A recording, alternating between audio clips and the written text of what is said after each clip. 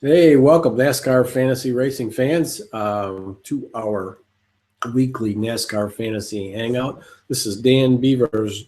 Let me do this again. This is Dan Beaver's NASCAR fantasy pit stop. This time we're going to talk about the AAA 500 at Texas Motor Speedway, the Great American Raceway, Great American Speedway, the gas. I'm Charlie Turner. He's Dan Beaver down in Texas. How you doing, Dan? Oh, I'm doing good. It's a good time to be in Texas. We've got the NASCAR race in Fort Worth and the Formula One Formula race, One race? Yeah, that's awesome. and I'm I not don't know going to. how do you tear your how do you tear yourself in half to do that? Yeah, I don't get to go to either one, so that's just not right. No, it's not. That's not right. And I have been to Texas Motor Speedway a couple of times. It's a great racetrack, and they treat the media folks really well. I think the fans really well.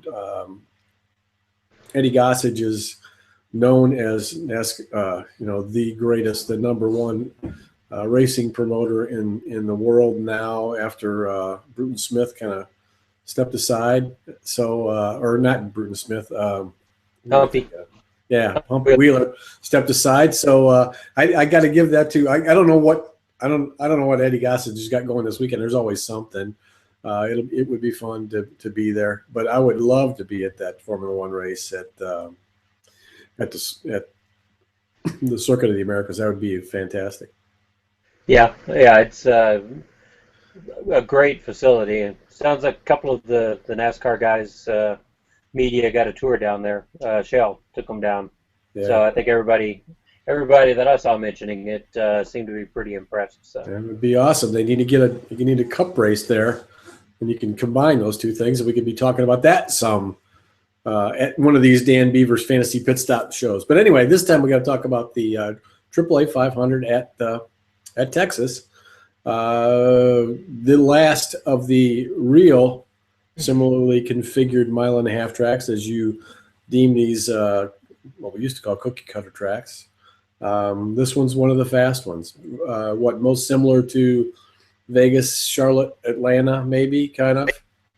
Yeah, Charlotte, I think is the one that I would put the closest, and also happens to be the last one on the circuit. They've got about the same amount of banking, and where the speeds are concerned, Atlanta is right up there, so that puts that same variable in for those two tracks. So Las Vegas is a little bit different, maybe because of the progressive banking. So and it was the beginning of the year. It fits in the big scheme. I think it fits in the overall container for the similarly configured mile and a half track. So you can look for it to confirm or deny trends. But since it's so far back at the beginning of the season, any driver that had momentum then, if they haven't managed to keep it to this part of the season, running there isn't going to help them much in So this week's. is that the way you look at it? You have maybe like one or two closely comparable tracks, and you look at results on the track you're at, and then those tracks that are most closely like the one you're at, and then in the case of mile and a half tracks, you look at them in general, and you kind of factor things down that way. Is that the way you handicap a race at one of these tracks? You just look for patterns, and that ripple effect is effective sometimes.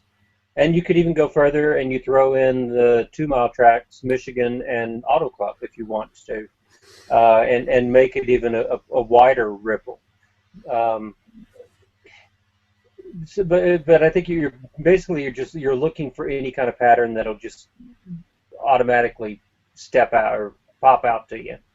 If you look back at someone and Greg Biffle has finishes of 12th or better in his last 12 races at Texas, you really don't need to look much further. You know that he's going to be strong there.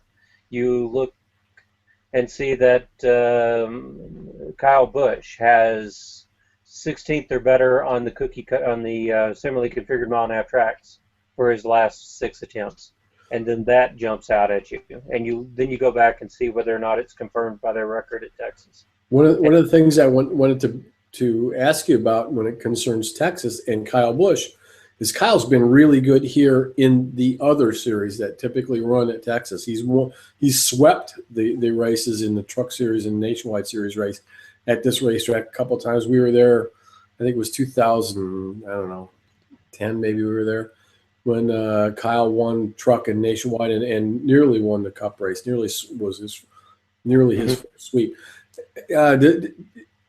Does that matter? I mean, does it matter that a guy's really good in those other series? I mean, Kyle's good in those series everywhere, but it would seem to me that he's got to be carrying some very heavy confidence at Texas. And the added seat time certainly doesn't hurt, especially on a track like this. You get that rhythm down, and it doesn't hurt. It's not always directly comparable. It's probably more comparable where the Nationwide Series is concerned, because you get a few more Cup guys in it than you do in the Truck Series. So the competition level raises. And you've got some great Nationwide Series drivers, especially this year with Chase Elliott and Ty Dillon running at the front of the pack. Regan Smith doing really well.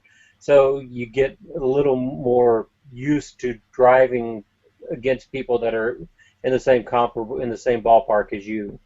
So yeah, it doesn't hurt, but it doesn't always factor into the program either. Next week, when we go to Phoenix, you had Kevin Harvick sweeping the series there, both in the spring and fall, finishing either first or second, I think, in the Nationwide and Cup races. And that's a good example of a rhythm track where running the Nationwide Series race allowed him to get the rhythm down, and he carried it over into the Cup Series. So it certainly doesn't hurt. Well, we generally start your fantasy show off every week talking about salary cap games, so I don't see any reason to change it now with only 3 races to go in the season. So who's a bargain this week? Who's a bargain worth using, I guess, is maybe the better question for that. I think you've got a few. Brian Vickers probably isn't the most expensive driver in the field. Some players might shy away from him after last week's antics at Martinsville, but he comes in with a 2-race top 10 streak. He's run the last 2 spring races here. He didn't run here last fall because he was still in the part-time ride, but he finished 4th this spring, so he's got some momentum on his side. Ryan Newman is consistent across the board. Probably still not as expensive as some of the other chasers, just because of the way he's got to where he is. Martin Truex Jr. is probably relatively cheap. He finished 2nd here last spring. He's got back-to-back top 10s in 2011 and 2012. Finished 18th in this spring in the new ride, snapping a 5-race top 15 streak. But the communication level of that, or degree of communication, wasn't as great then as it is now with that organization. So he should do a little bit better now, and he's had a couple of good runs on the last similarly configured mile-and-a-half track races at Charlotte and Kansas. So I think there you've got some good salary cap extensions. They're not gonna break the bank. Kind of want to start in the middle here. You're not going to find any real good bargain basement drivers. You've got Trevor Bayne popping up again this week. Could be a good cheap-ish driver. Probably not going to be terribly expensive. But the other part-time drivers that you've got in the field, Joey Gase, Brett Moffitt, probably not going to get much out of them. Probably stay away from them because of this is a track that rewards handling and horsepower costs money. If you don't have it, you're not going to get it, and you can't make up for it with a good handling car. All right. So who are the up at the top of the salary cap roster? Who do you like? I mean, who do you hang on to if you have somebody? Who do you don't? I think you've got to This track has been prone to streaks in the past. We had Carl Edwards sweeping in 2007. We had Denny Hamlin sweeping in 2008. No, I'm sorry, 2010. So this year could be the year that Joey Logano sweeps. Been pretty dominant this spring in the Duck Commander 500. Last year, top fives in both races, and that's the entirety of his Penske Racing career here. Much better with Penske than he was with Joe Gibbs. So I like Logano. I think Logano will be challenging for the victory. It was Jeff Gordon on his back bumper in the spring, and I think Jeff Gordon's probably primed to get another top five, so long as something doesn't happen to him. He had back-to-back 38th place finishes last year. He's crashed in crashed in both races back in 2010. He's prone to having some really bad races here, but he's also had some really good races, and I think he's got momentum on his side after last week's second place finish. Kyle Busch might not be quite as expensive as those guys, but he's certainly not going to be cheap. I like Kyle Busch. He won here in 2013. He's got top fives in 3 of his last 4 races. He's an all-or-nothing driver here like he is elsewhere. Finished outside the top 10 in his other 2 races during the last 5, and then he missed back in 2011 because of the problem with Ron Hornaday in the Truck Series. Right. So he's all or nothing, but he hasn't missed by as much on this track as he has missed on other courses.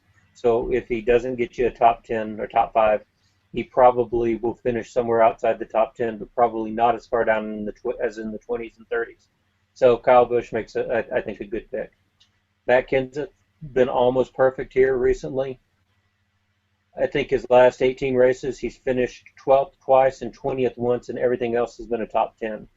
This could be the week that he finally gets that elusive first win, and we stop talking about a chase contender, in his case, not getting to the championship round without a win.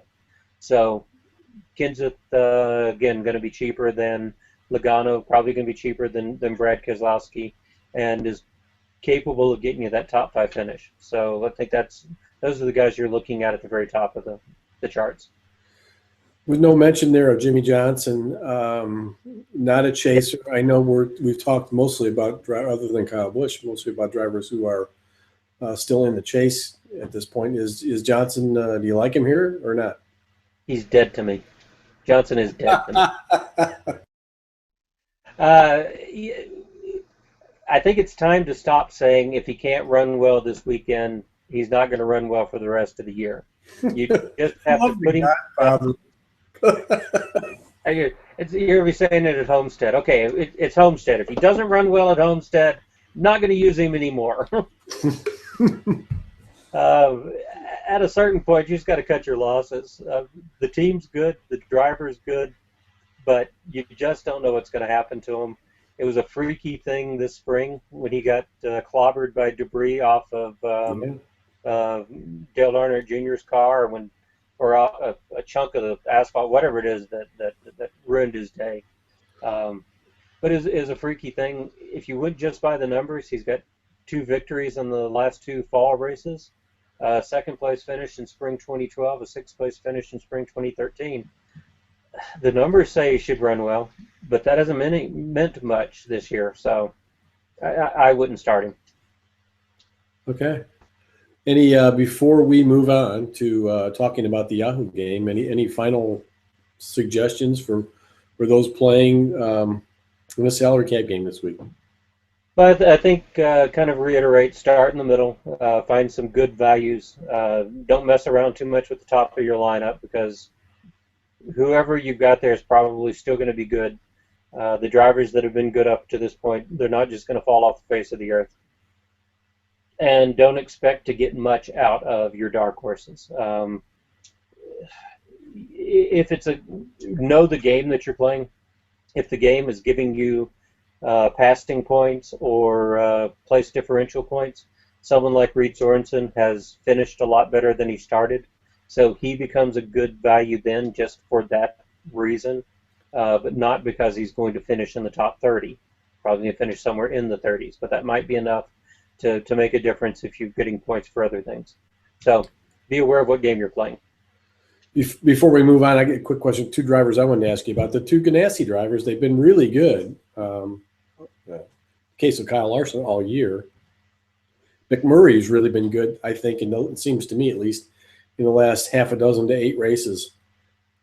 Any consideration for he those has, guys? and Logano's still looking for that first win. Uh-oh. Lost you there for a second. Hopefully you get back on here. We have not a bit as good a shot at Phoenix.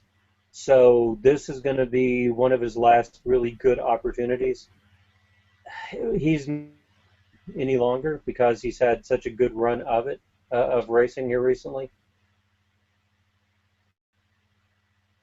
We're getting a real edgy connection here, Dan. I'm gonna kind of fumble with this for a little bit. You may have to sign back in. I'm gonna send you another invitation. We are talking fantasy racing with Dan Beaver on Dan Beaver's NASCAR Fantasy Pit Stop. We're having a little bit of a connection problem. Sometimes we get these issues with web connections, bandwidth stuff.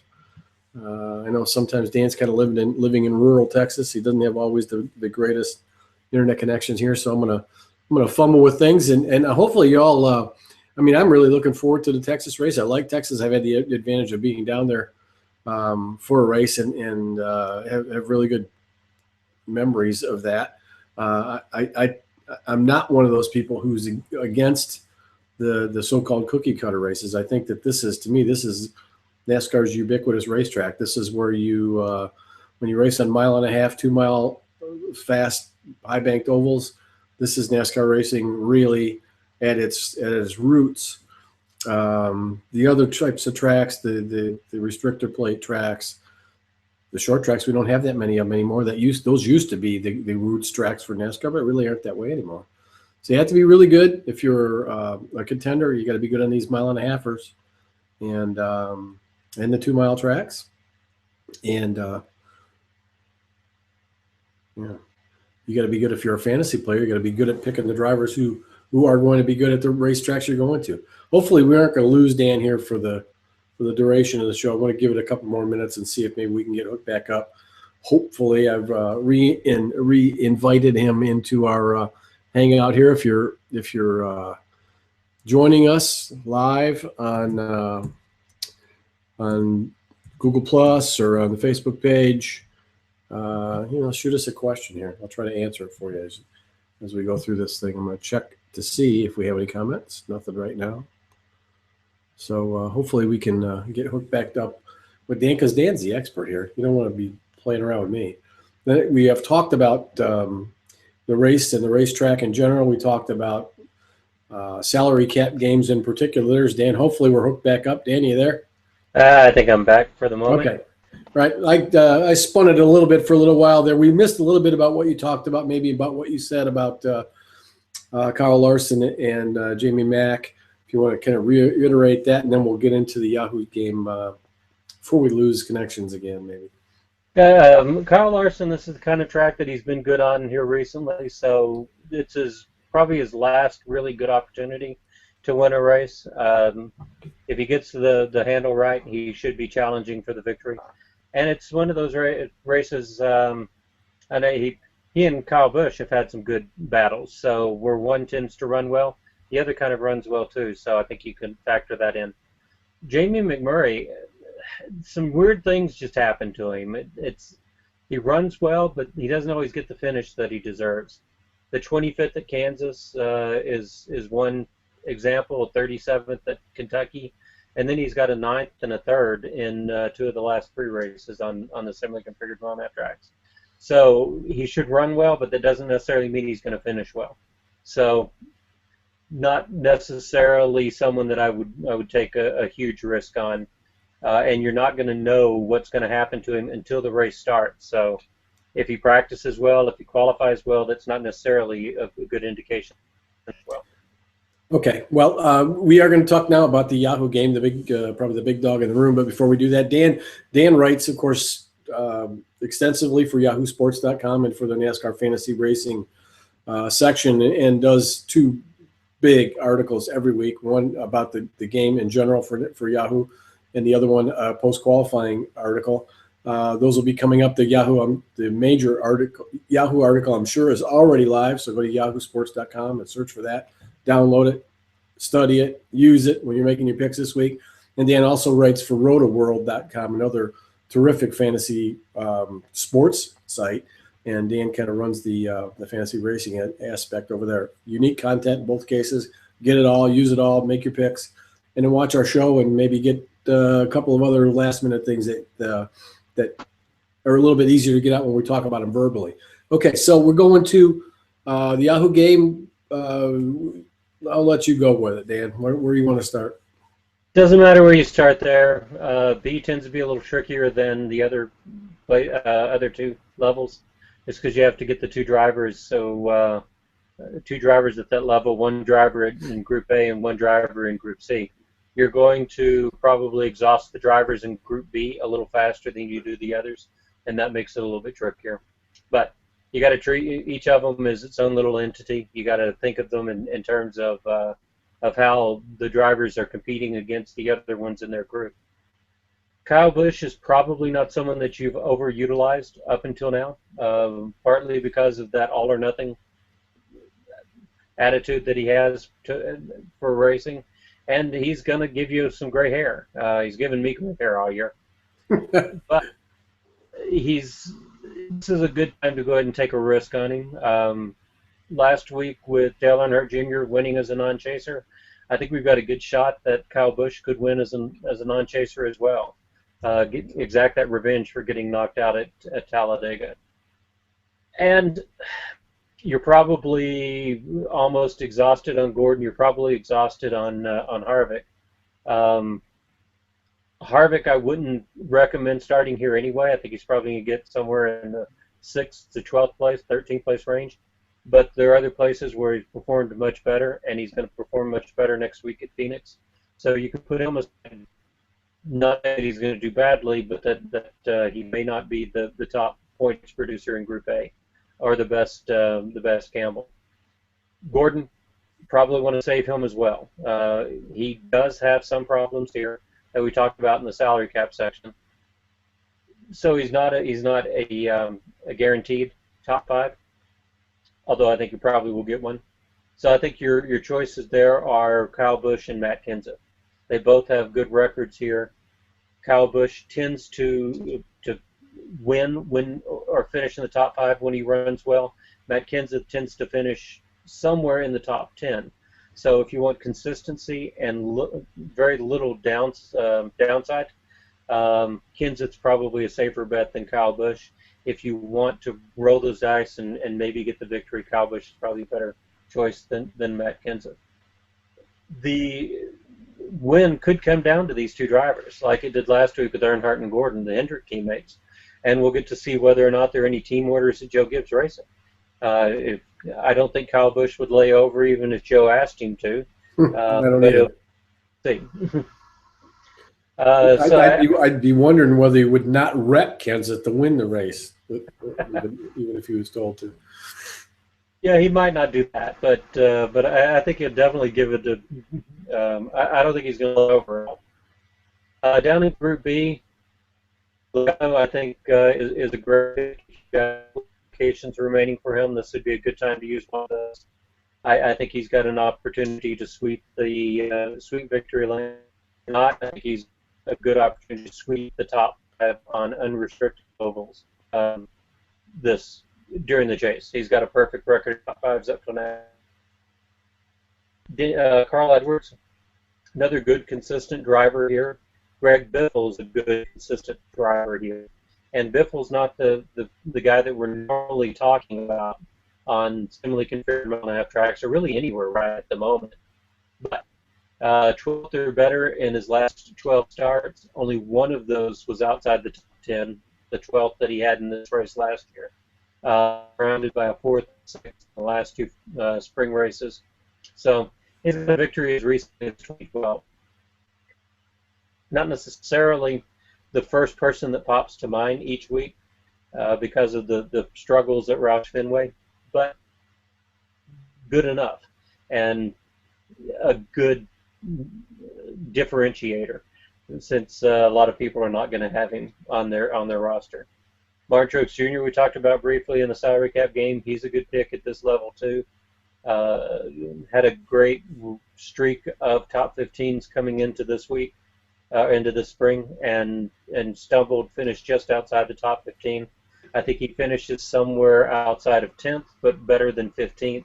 So somewhere in the low teens, that makes him a good allocation management play. Down in Group C, the drivers that are going to do the best are still going to be Larson and Dillon. But if you don't have them, Trevor Bayne is here this week. He finished 17th in his first 3 starts. He's been more hit and miss since then, but he's had some top 20 finishes peppered through, and that's probably about what you can expect from him. Something in the high teens, maybe the low 20s, but that might be the best you can do with a driver that's not Larson or Dillon. Danica Patrick has those 2 top 10s at Kansas and, where was the other one? Atlanta, I think.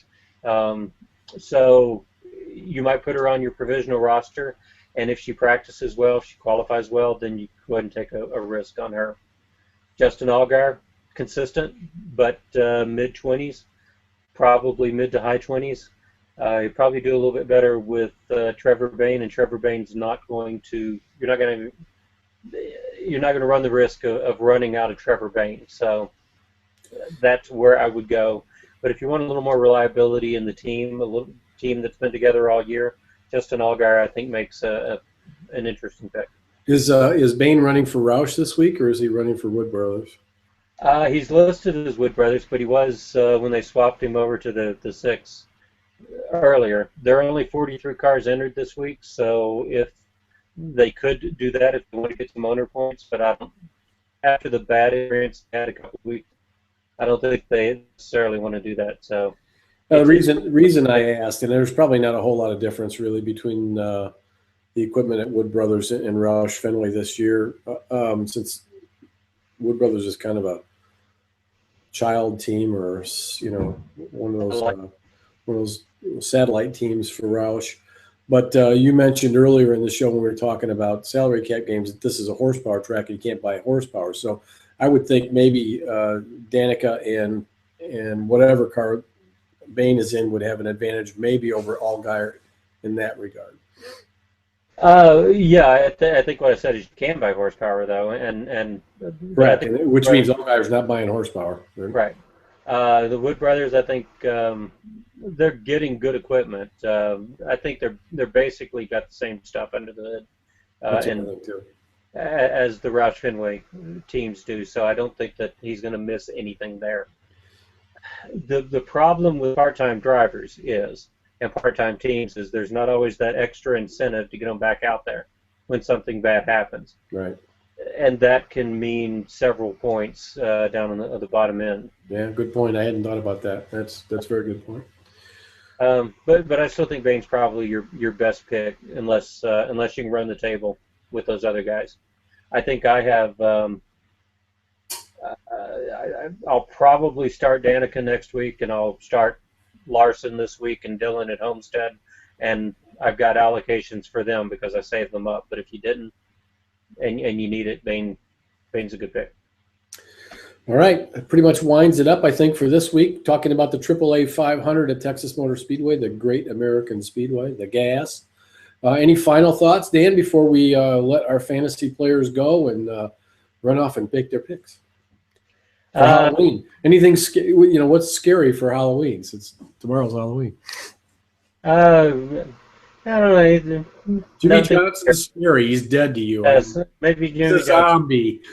But go look for Shiner Bock in your local store. It's a nice Texas beer, and there you go. That'll be part of your Texas experience. All right. Okay, well, he is Dan Beaver. Again, follow him on Twitter at Fantasy Race. Read his terrific articles at yahoosports.com and rotoworld.com. And stay tuned for the new edition of On Pit Road Magazine coming out shortly with more fresh fantasy content every week with 3 weeks to go in the season.